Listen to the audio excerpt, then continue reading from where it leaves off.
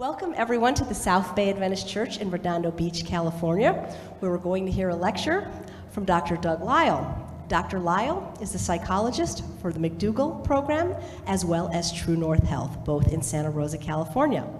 Before introducing Dr. Lisle, the author of the best-selling book, The Pleasure Trap, I'd like to show you a clip from the best movie from 2010.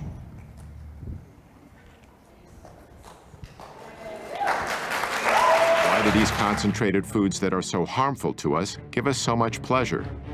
Dr. Lisle says the answer is related to a system called the motivational triad.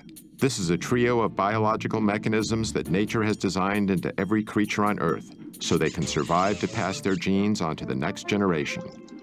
The first leg of the motivational triad is pleasure seeking. And primarily two things are the cause of that, and those two things are food and sex. So in the case of a great white shark, it's basically got a neon sign flashing across its forehead saying food, sex, food, sex, food, sex. Unless it's a male, then it says sex, food, but it's pretty much the same thing. The other two legs of the motivational triad are avoiding pain and doing everything with the least amount of effort. Pleasure seeking, pain avoidance, and energy conservation. That really sums up animal behavior, whether we're talking about a paramecium under a microscope or a great white shark. Richer foods naturally excite our senses because it's nature's way of telling us they will provide the highest amount of dietary reward with the least amount of effort. This helped our ancestors find the most calorie-dense and ripe foods available, which contributed to our survival. But in today's environment, we can artificially increase calorie density well beyond what our ancestors would have found in nature. The resulting foods give us a hypernormal amount of pleasure, leading us into something Dr. Lisle calls the pleasure trap.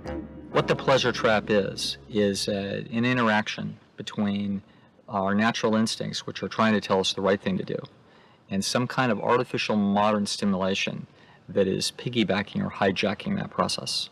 So the classic example of the pleasure trap would be drugs and drug addiction. The way drugs work is they hijack the existing pleasure circuits. When certain chemicals hit those areas, they cause feelings of euphoria and excitement. The same drug-like effect happens when we eat highly concentrated, processed foods. We've removed the fiber, we've removed the water, we've removed the minerals, we've done everything that we can to hyper-concentrate sugar and fat and add a bunch of salt as well into the food. And now what the food has become is become a low-grade addiction. Ladies and gentlemen, please join me in welcoming Dr. Doug Lisle. Thank you.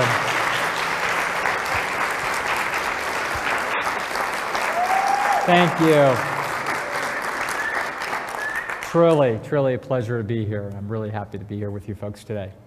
What we're going to talk about today is something that is actually the #1 New Year's resolution in the United States. This would have been unheard of 50 years ago, but today we all know what it is, which is weight loss. So everybody's now, as the end of the year came and they looked at January 1st rolling around, they thought, okay, is this, I really need to do this. I'm frustrated with myself, I'm frustrated with my body, I'm worried about my long-term health, I need to do something about this. And people have thought about it before, and almost anybody that is trying to get in better physical condition, to get healthier, to get trimmer, and to feel better about themselves, almost anybody that has tried to do this has tried to do it many times. They've had many attempts at this. They've had some moderate successes led by relapse and failure and frustration. And so what we're going to do today is we're going to try to figure out the solution to the mystery of why it is that this is so difficult to do, what is it that needs to be done, and where you need to point your compass. So what road you need to walk to make this a reality. One of the things that happens is that people believe that they already know the answer as to why it is that they need to lose, or how it is that they're going to lose weight. They believe that they already know, and they think that the solution is actually quite simple.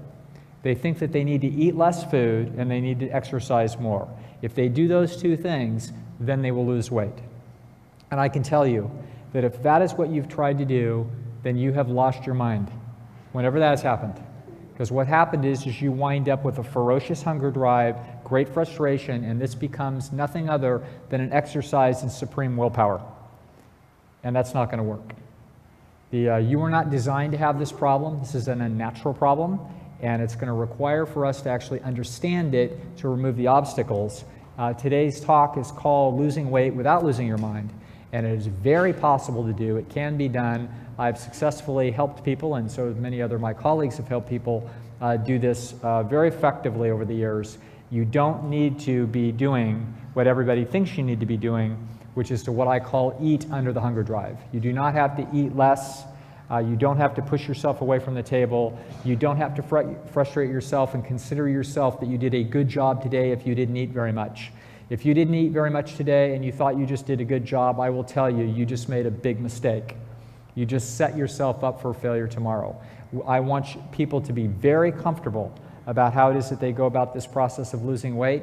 There are challenges involved here, but we can meet those challenges and you can accomplish what you want to accomplish without great stress and strain. Now, you might look up here and you might say what my dad said. Doug, the last thing people want to do is hear about weight loss from a borderline anorexic.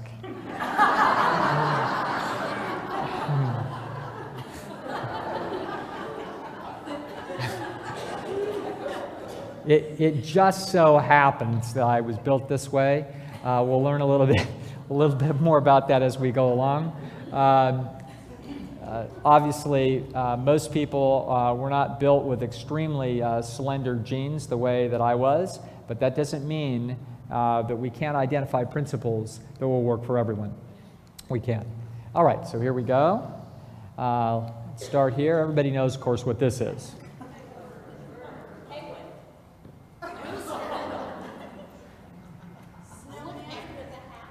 Doesn't look like a penguin to me. Of course it's a bird. That was never in doubt.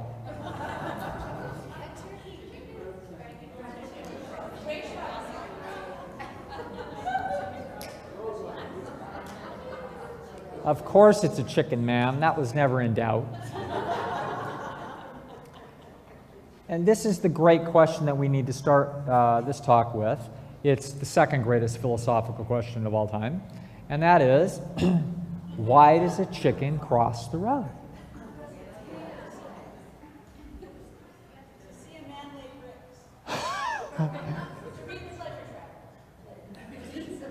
To get to the other side, of course.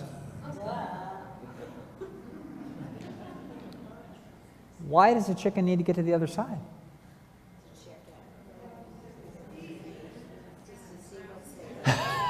Just to see what's there. Well, let's now just start thinking about this.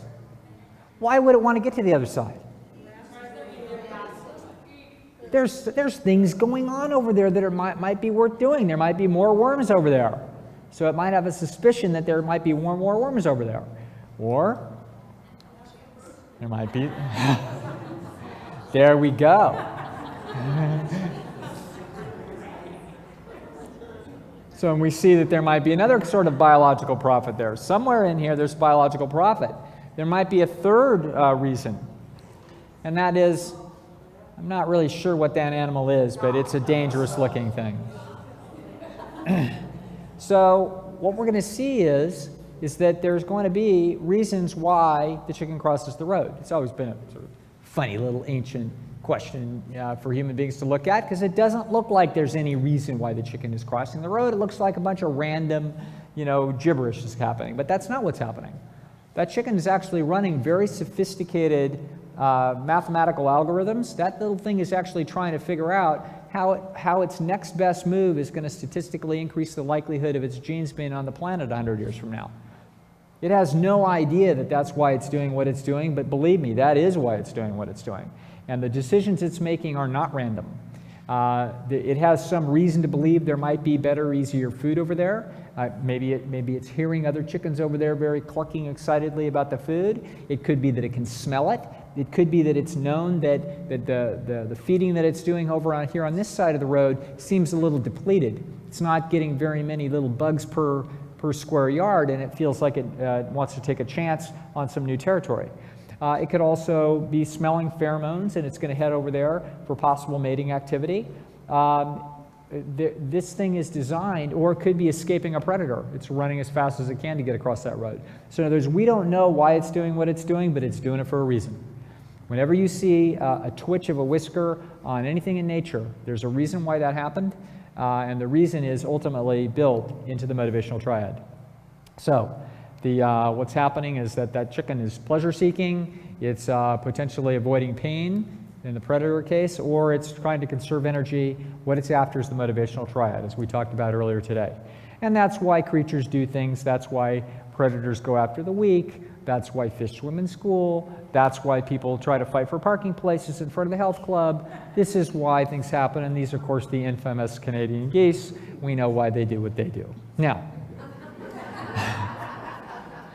one of the things that's interesting about the weight problem is, it's funny, I'd heard all kinds of different numbers, and all the numbers are all haywire and nobody knows the truth. But it turns out the latest estimate of species on the planet are there's 20 million. You know, a few years ago when I was making these slides, it was 2 million. Who knows? Okay, so I don't really care because it's off, but here's my point. There are 3 species on this planet currently that are having problems with their weight. 3. What are they? Dogs, cats, human beings. They all live in human houses. Now, isn't this just a little bit suspicious? So when you start hearing about all the wacky reasons why you think you have weight problems, that they talked about on Oprah, or they talk into some shrink's office, I want you to back the camera up and look at all of nature and think to yourself, there's 3 species that are having the problem. 3, not 1, there's 3. And all of them live in the same place. And the reason is obviously their dietary behavior, and it's human dietary behavior, the concentration of calories that we then feed some of our animals, and some of those animals are going to wind up in the same pleasure trap that we have. I have a cat at home named Boo, and Boo was born and raised on vegan food, and so she's been eating vegan food now for, I don't know, about a year now, and slender and healthy and all this sort of thing. And I ran out of the vegan food about a month ago, and so I got her the best thing that I could get easily at the store before I could get myself organized and get her another sack of the vegan food. So I got her, of course, very spoiled cat. I don't have any children of my own, so I got her Newman's, a sack of Newman's healthy cat food. And boy, does she like that Newman's. And the kids tell me that Boo is now a little bigger than Boo was a month ago. And so then I said, wait a minute, I don't want Boo to have a problem here, and I'm going to get on the line and order that food. So I did. And so I brought in the nice healthy vegan food again, and Boo doesn't want to eat the vegan food.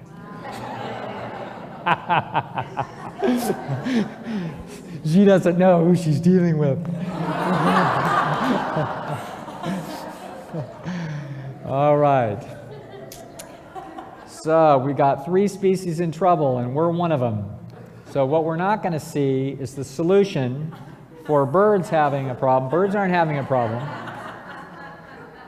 But I suppose if they did, and they were to go on Oprah, or they were going to talk to various assorted experts, they might think that what they need to do is to eat less worms and do more exercise. That's what might happen. But guess what? We don't have any birds with that problem, so I'm not understanding why we don't have birds waddling around with a problem. There's plenty of food out there, by the way, and when you look at animals in natural habitats where there's plenty of food, they do not get overweight. So even though I've heard discussion among very learned, very bright people in the last 20 years looking at this problem, one of the arguments that they will make is that they will say the problem is we don't exercise enough and we don't have to work hard enough for our food, and there's plenty of food around where there used to be deprivation, so therefore people are just eating too much food. Ladies and gentlemen, that is nonsense. All you have to do is watch animals in their natural habitat where there's plenty of food. If there is a great deal of food in the environment, the animals do not get fat. What do you think happens when there's a lot of food in the environment that it is not hard to get to?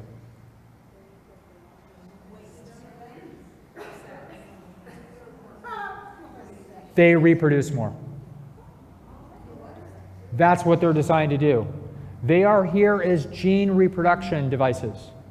And so as a result, if they don't have to work as hard to get their food, they are going to default then to the important biological job of reproducing genes, which is exactly what they do.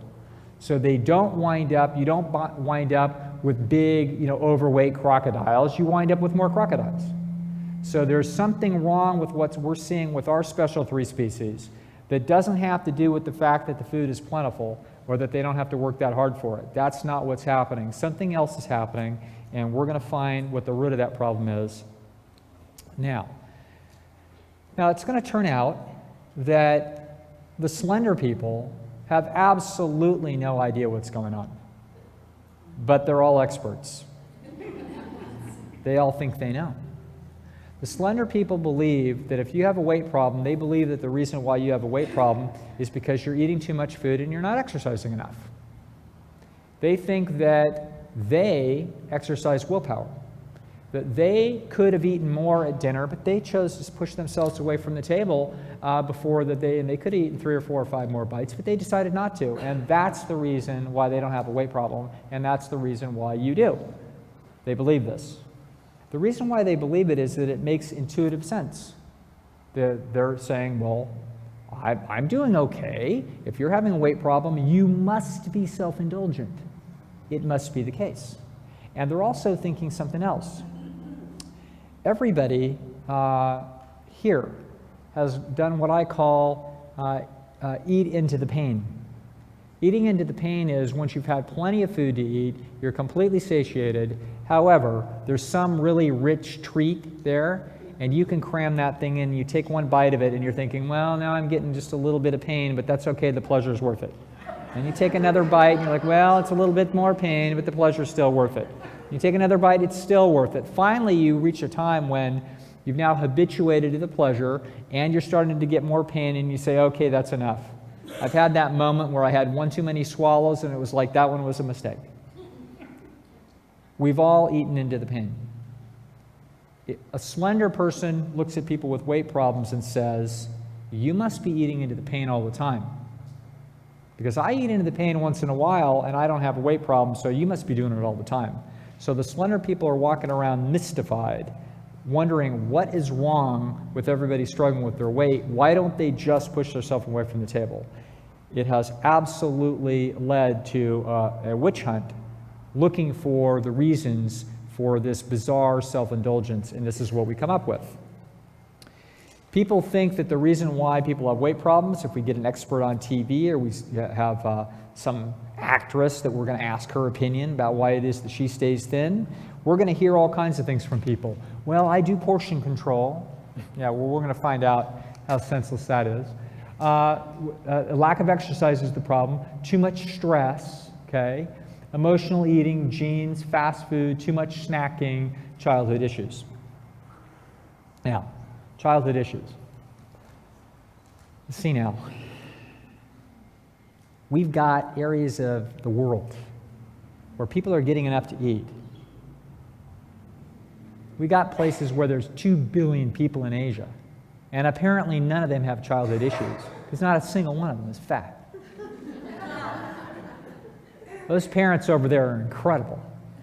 They never step on anybody's little self-esteem toes.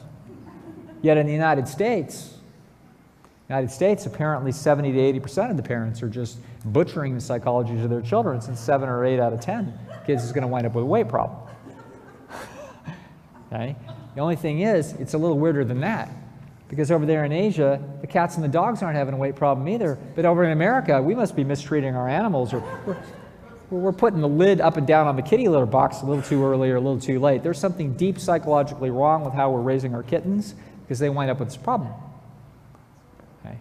The problem is not psychological. Weight problems are not psychological. Weight problems cause psychological problems. That's a whole different story. We have reverse cause and effect here, and the reversal of that cause and effect is tricky for people to understand. Sometimes it's very hard to know, which comes first, the chicken or the egg. It's very difficult to figure that out. So it's difficult for people in the midst of battling a weight problem to try to figure out, well, why am I having this problem? What is going on? Where did this start? How did this happen? And so, of course, they're going to look for psychological reasons why this must have happened, but they're looking in the wrong place. The weight problem is causing psychological turmoil. It causes a great deal of turmoil. Okay, it causes social prices to be paid, romantic prices to be paid, self-esteem, prejudice in the workplace. It causes all kinds of, has all these kinds of ancillary problems that result from this, and it's rough. And so, of course, people then, in the midst of that analysis, start thinking that maybe this problem is psychological, but it's not. Here we have Frisky. I once lived with two cats. One of them looked like this. Kind of had my genes. Then there was one that looked like that. Spot. Cleverly named. And it turns out that when I'd eat them, or excuse me, I didn't eat them, sorry.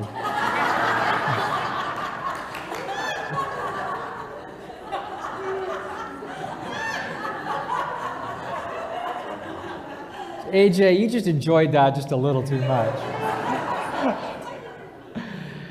When I fed them, this is what I would see, their little smiling faces looking up at me. And one of them looked like that, and the other one looked like that. And yet, they were feeding out of exactly the same bowl. There's the artist.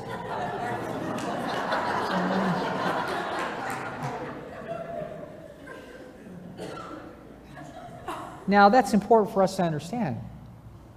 Like, in the United States, people are all pretty much eating the same food. If you look at any major analysis of what people are eating, the slender people, the slenderest people you know, maybe not you because you're an unusual group that has ties with a hyper-health-oriented community, but if you were a little more normal and weren't out in the whack end of the continuum here, if you had a friend, one of them that was thin and one of them that had a weight problem, those two people would be eating essentially the same food. Their food choices aren't any different. We've got maybe 10, 15% of the United States. We've got 30 or 40 million people that don't have weight problems. Let me tell you something. Those 30 or 40 million people, they're eating the same thing everybody else is eating. They're eating the same French fries, same hamburgers, same cheeseburgers, same ice cream. They're eating the same chips. They're eating all of the same things. Okay? They're both eating out of the same food bowl. One of them has a weight problem, one of them doesn't. We're going to try to figure out what the answer is. Why is it happening that some people and some cats and some dogs are having a problem? Here's where it starts. Everybody knows who this is, of course.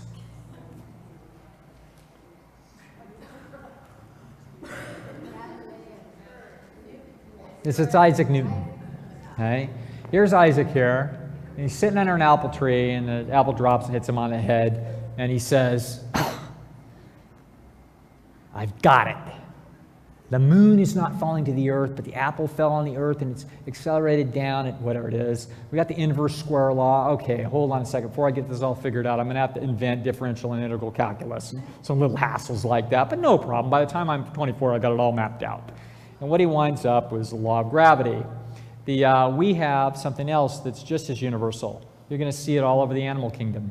It's the law of satiety. The law of satiety is that animals eating to full satisfaction or satiety in their natural habitat will over time neither eat too much or too little for optimum health.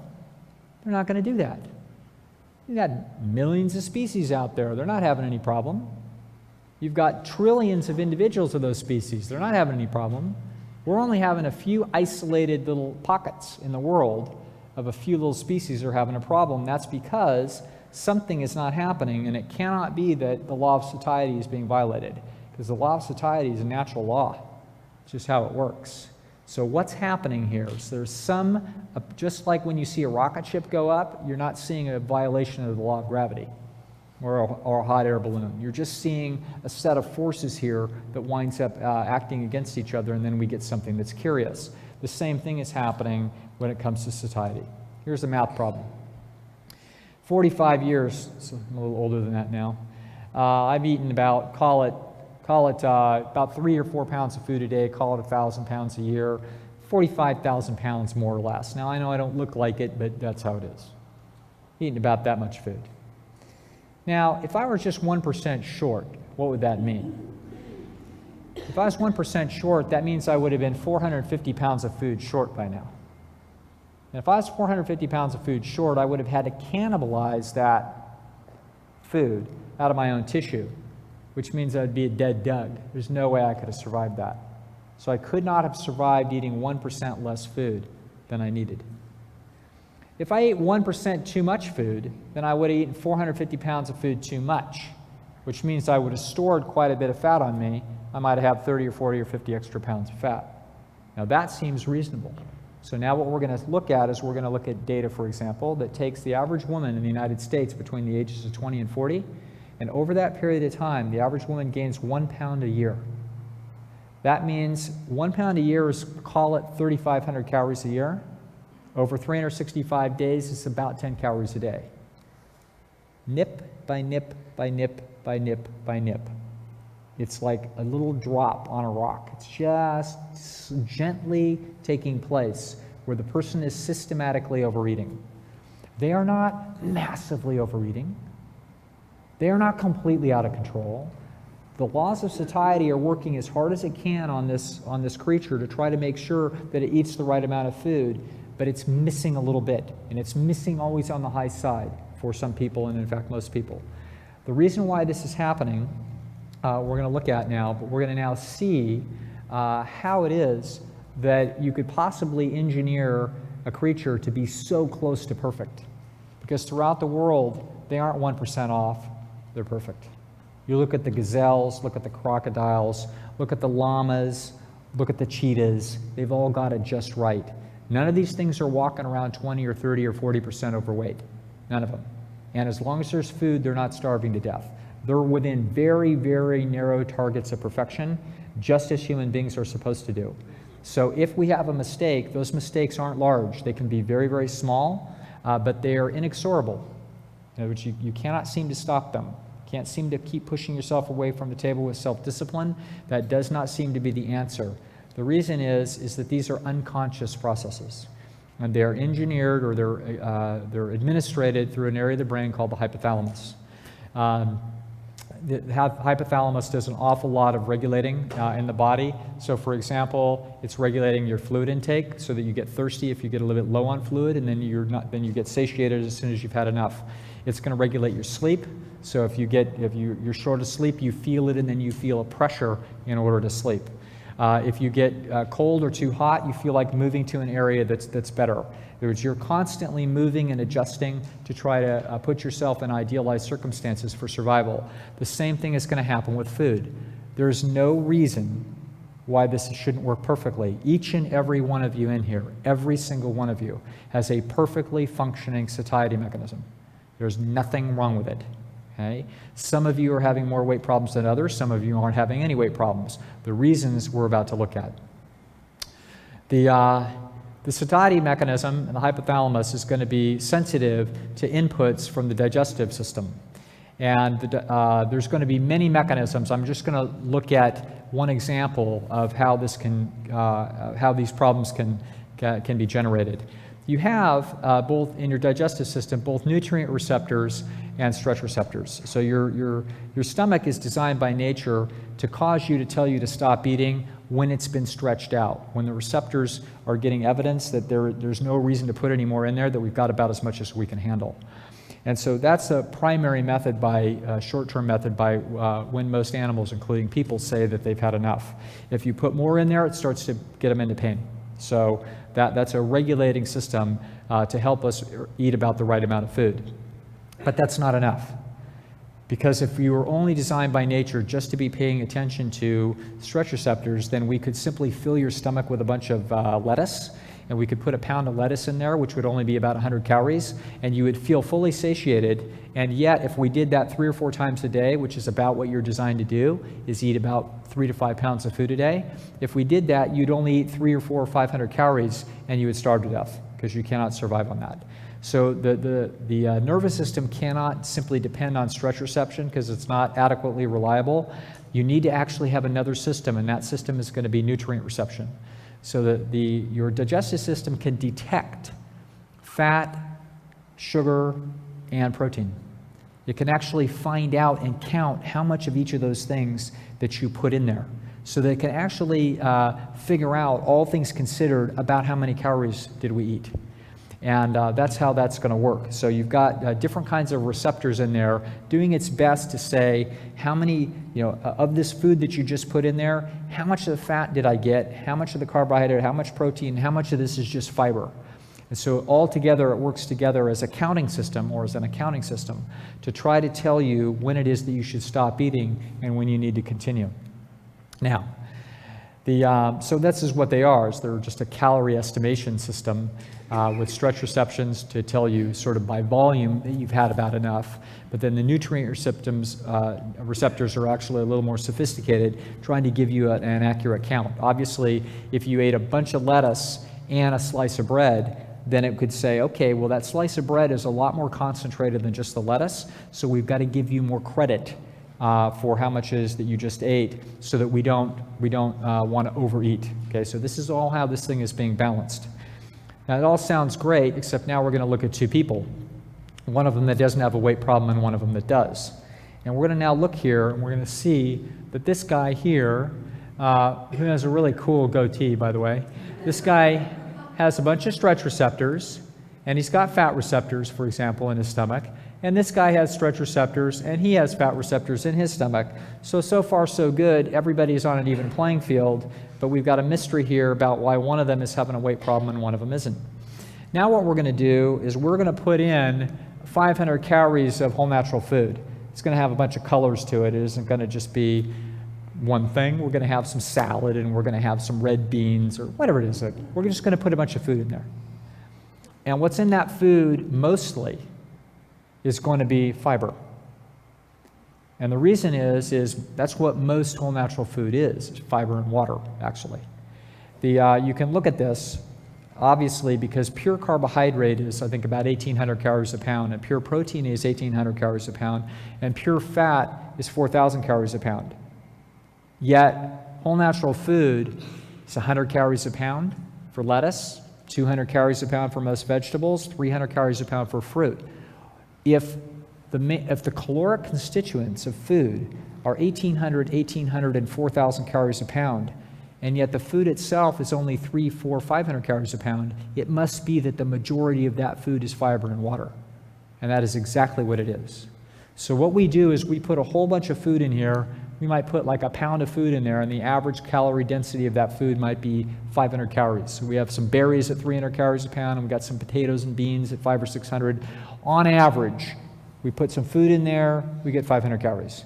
And that's just the right amount of food that this guy needed to say, that's all the food that I need for the next several hours, and to hit the satiety mechanism. It stretches out his stomach. The little calorie receptors are in there determining what the fat content is and the protein and the carbohydrate content. And he says, thanks for the 500. I'm all happy. That's just what I needed for my optimum function right now. No problem. Just like every other creature on Earth. Now, our guy right next to him has exactly the same equipment. We put the same calories in there, and he also has the same response. And when he reaches that 500 calories, a little switch will go on in his head, and he'll say, I'm fully satiated. I don't want any more food. And you might say, oh, no, he doesn't. He has a weight problem. That guy's going to keep eating. He's going to keep eating more food. That's why he's got a weight problem. No, it's not. It's not why he has a weight problem. He does not eat past this mechanism. His mechanism works just as well as the other guy's mechanism. There's nothing wrong with him. Now, what's the problem? Problem looks like this. It's actually several problems, but we're going to look at this one.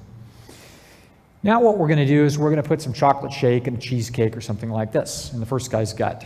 And what's going to happen is that we're going to put only 500 calories in there because that's about how much he needs for the next few hours. Except that because it's some chocolate shake and a cheesecake, it's very, very concentrated food. So it's not a big bunch of food now. This isn't a big bunch. It's now a lot smaller because it's about 1,500 calories a pound. But when we put it in there, the stretch receptors aren't going to be as active because it's only about a third as much food. But yet, he still says, thanks for the 500, because he can count up all those calories so effectively, because here he's got fat receptors that are going absolutely crazy. They're saying, wow, you just gave us something really, really fatty. Oh, boy, is that a lot of calories. That's about 500 calories we've eaten already, and he's done. He's not interested in having any more food, even though his stomach's only 1/3 full. He's had enough. Now, problem here is that this fella, when we put the very same 500 calories into his stomach, it only fills it 1/3. And his stretch receptors are saying, well, that's not very much food, but I feel a lot of fat in this food, so there's more calories in it than just 1/3 of that other meal that we had the other day, which would have been what? 1/3 of 500 would have been about 170 calories. So he says, this isn't 170 calories, it's more than that. I think there's a lot of fat in here. My fat receptors are singing. I think there's about 400 calories here. But you know what? I need 500. So I want another 100 calories. So now he eats another 100 calories, but now he's had 600, not 500, but he thinks he's had 500, and now our guy just systematically overate. Why did that happen? That happened because, oops, as we look in here, we see he doesn't have as many fat receptors. So when we fill his stomach with a really, really high fat food, those receptors can only signal so fast and so long, and they can't pick it up. They're not sensitive enough. Whereas this guy over here has a ton of fat receptors, and so when we throw a super high fat meal in there, he can figure it out. Individual differences. This is one of many individual differences that there are in satiety mechanisms, but this is probably going to be determined to be a very, very important one. The reason why I say that is rat studies have already shown that this predicts, which rats are going to gain a lot of weight on a high-fat diet quite well. So this is telling us a story here that some rats, this guy here, this guy can pick up that calorie density and he can shut down that hunger drive despite the fact that it's very unusually dense food, whereas the other guy can't. This guy's the freak. This guy's normal. That's what you need to understand. Normal would be that you shouldn't be able to pick that up, but some people can. Why? Individual differences in genes. You guys, I believe most of you have probably heard of the great fighter pilot Chuck Yeager. He was a World War II hero, test pilot, first guy to break the sound barrier, etc. Gutsy character. One of the reasons why he survived in World War II was because he had extraordinary vision. I forget what it was, and an optometrist could tell me how this works. It's like 2200 or 220, something like that. Super long distance vision. This was before radar, so he could pick up the Germans. He could see them by sight before they could see him. So he could maneuver out and around them so they'd never see him coming. For a long time in aviation, it was very important for people to have really good vision. I'm not sure how important it is today, but it's always been an important issue for this kind of early history in the field. It's just genetic difference. Chuck Yeager was better designed for doing fighter pilot work in an environment where there wasn't any radar. Great specimen for that. If it so happens that you're a freak, that you've got all kinds of ability to detect super concentrated calories in a land that's full of them, even though you were never supposed to be in that land, guess what you get to do? You get to eat as much as you want of all the crap you are and not have a body that's out of shape. Good for you. That doesn't mean that you are superb or superior when it comes to your willpower, intelligence, conscientiousness, or anything else. It just means you're unusual.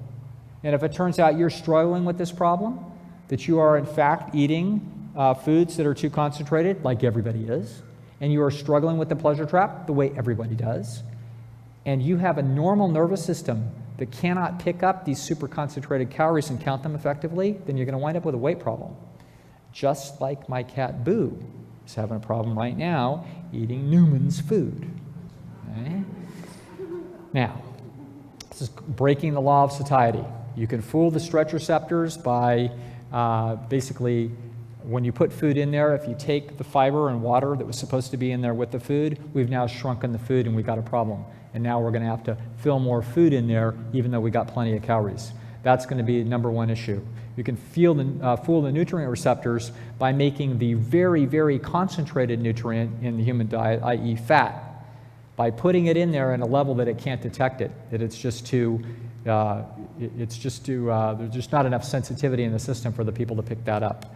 Most people cannot pick up high concentrations of fat. They will not judge the amount of calories that they ate very well. An experiment at Penn State University showed that if you have two sets of women both eating a bowl of pasta, the pasta's got about 500 calories, I think it was, of pasta and vegetables. So they both got the same amount of pasta and vegetables. It's the same size amount of food that they're going to put in their bodies. The first group is going to eat about 500 calories. They're going to be done. They don't want to eat anymore. The second is going to eat that same 500 calories of vegetables and pasta, and when they finish, they too are going to be done, except that we did something to the second group. We've put a couple of tablespoons of oil on there, and that's 300 calories. A tiniest little bit of fluid that we put on there, and it winds up, even though it doesn't change the size of the food, so it doesn't basically alter the stretch receptors at all, those people slurped up the same amount of pasta and vegetables plus 300 extra calories. Do you understand how dramatic that is? That the people over here that didn't have that in there would never eat another 300 calories of pasta and vegetables. That would never happen. That would way go past the stretch receptor and nutrient receptor activity. They're long since done by the time they go to 500 calories. But you can slip in super hyper-concentrated calories very easily, and most nervous systems can't see it. And that is the problem that we have. That, folks, is the number one problem with weight management today, is that people are eating high concentrations of fat and it's slipping past the satiety. So, primary causes of dietary excess is actually fiber deficiency. You've removed all the fiber out of those calories, so it's not corn anymore, it's not even cornmeal, it's corn oil. So we've taken the most calorically dense thing out of that corn and we've turned it into 4,000 calorie a pound food. We put a little bit in our salad or a little bit in our pasta, and suddenly we've got a hyper-concentrated food. We can also damage fiber by the processing of foods. We can actually take that food and make it much, much easier to digest so that the body doesn't have to work as hard. And this is what happens when we do a lot of grinding. So it's very easy for me to eat a lot of bread, but it's not so easy for me to eat a lot of rice. So if I go into a restaurant and there's bread there, it's easy enough for me to eat 3 or 4 pieces of bread, but I wouldn't eat the equivalent amount of rice. Why? Because it's very easy to eat that bread, very soft, easy to digest, etc.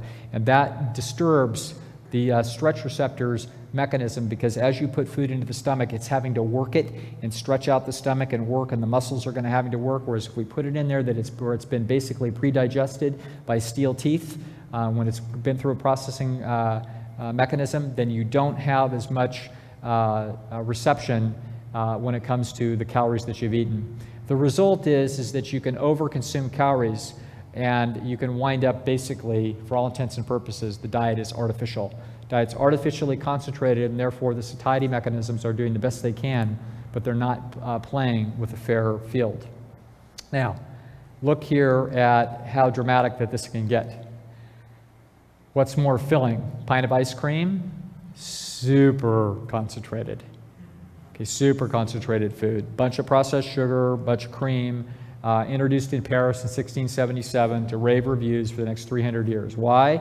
It's banging on every pleasure center in that system as hard as you can go. Very easy to eat, smooth, easy, no fiber, nothing to digest. We just go right into that system, and we can eat a tremendous amount of calories in a very concentrated space. We could do that, or the same amount of calories would be half a gallon of salad, 3 ears of corn, 2 baked potatoes, and a pound of cherries. Same calories. Do you see why it is? Where it's easy enough to overeat? Very easy to overeat. Now, let's look now at calories per pound. This is a very carefully done chart that I did. Here we have salad at 100 calories a pound. Typical vegetables could be a couple hundred calories a pound. Fruit around 3 maybe. Grains, starches, beans, potatoes, rice, etc. 500 to 600 calories a pound, the way you're going to eat them with their water content. Up here we have meat at about 1,200 calories a pound typically. Bread and cheese, 1,700 calories a pound. Coca-Cola, for all intents and purposes, is going to be 1,800 calories a pound. Why? Seems like a pound here, it's only got 160 calories in it or whatever. What do you mean 1,800 calories a pound? The water goes right through you. It's not sitting in your stomach in a digestive process where it's stretching out those stretch receptors and getting credit for that space. Very quickly the water goes through. It's super easy to digest. An isolated sugar like that, and therefore, for all intents and purposes, it's just pure sugar. And so as a result, what you're seeing there is 1,800 calories a pound. Now, you're only eating a couple ounces. That's why it's only impacting your satiety a little bit. So you're eating a couple of ounces of pure sugar. Excuse me. And so what we're seeing here, these are very concentrated foods. Chips, 2,500 calories a pound, mostly made out of oil with a little bit of vegetable. Chocolate, 3,000. Pure fat oil, 4,000.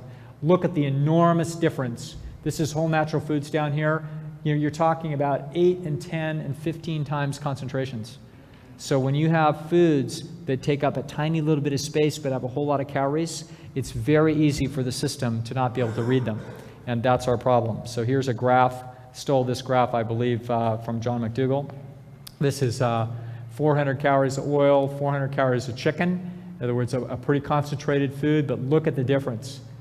This is not really artificially concentrated. It's just some of the most dense food in nature.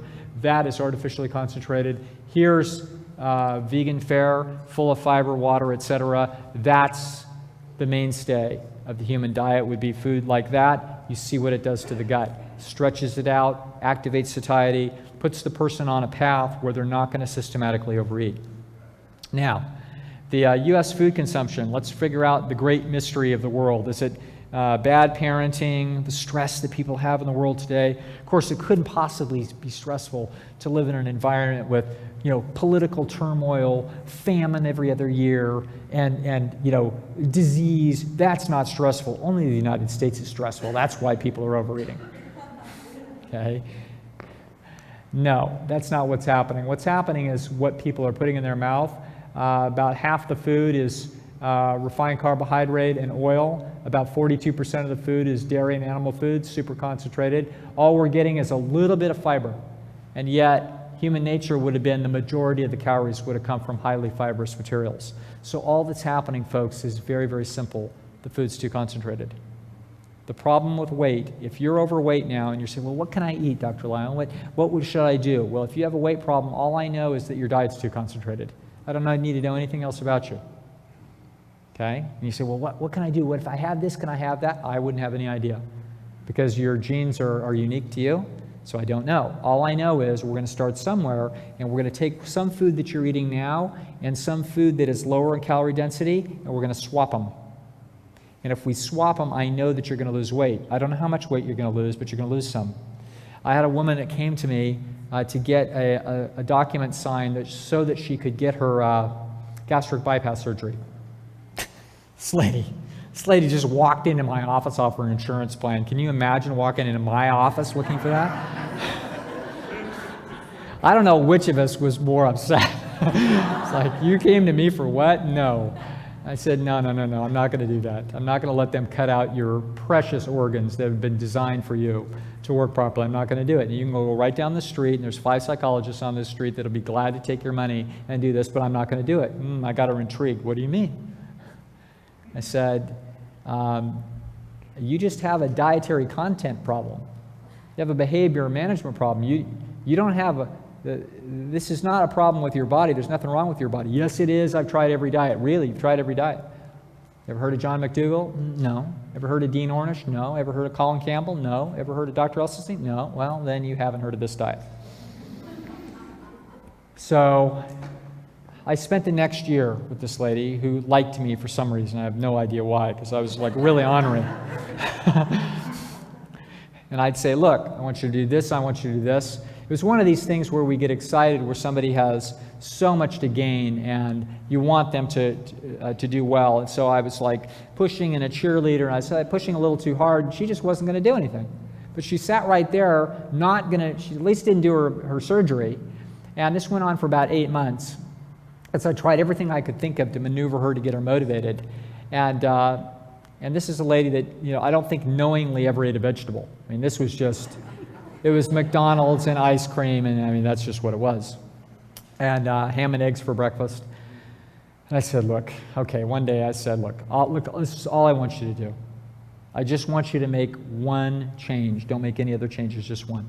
I want you to just eat oatmeal in the morning. And I don't care if you put syrup all over it. I don't care if you put Count Chocula in there. I just want you to eat some oatmeal. She said, okay. She started eating oatmeal. She went down to 260 pounds. She lost 78 pounds. She didn't do anything else. It didn't matter how hard I tried. It didn't matter how slick I was, or, you know, little jokes or encouragement, or it didn't matter what. There was no way to get her to move. She said, I got to tell you, Dr. Lisle, that I feel good. I feel good. You know, when I used to go with my daughter to her things at school, I was like a spectacle. And I was embarrassed, and my daughter was embarrassed. But now I just kind of look like everybody else, and I'm fine with that. I thought, well, fair enough. Okay, we did what we needed to do. We swapped one thing, and that's the effect that we got. And I knew that if we swapped something else, we'd get more, but I just had to leave it alone. Okay? Now, so you need to be thinking, if you have a weight problem now, what are you going to swap? You just need to swap something. And if you want to get more effect, you're going to swap more. You don't have to consciously eat less. All you have to do is eat an appropriate calorie-dense diet, and your body will take the weight off by itself. The job is not to consciously eat less. That is not how we lose weight. What we have to consciously do is reduce the concentration of the food down to appropriate levels, and it will take care of itself. That is how you lose weight without losing your mind. Now, how do we get that concentration so it's really appropriate or best? This is what I call my religion of eating. This is a really good way to do this if you're really trying to get on a good track for the new year. For your main meal of the day, which is probably going to be dinner, eat your salad first, your vegetables second, and anything concentrated third. Do it in that order. The salad has the lowest calorie density, so it's the least interesting. So we eat that first when we're hungry. Then we go to the vegetables, which are going to be next level of concentration, or it might be soup, for example. And then whatever you're going to eat for the more concentrated food, could be pasta, rice, or et cetera, that sort of thing. Any concentrated grain, potatoes, we eat that last, because those are about 500 or 600 calories a pound, or beans, for example. If we do that, if we eat them in that order typically, then we're going to make sure we get plenty of salad and vegetables in there, which is a key to having the overall concentration of the diet low enough that you'll be able to lose weight easily.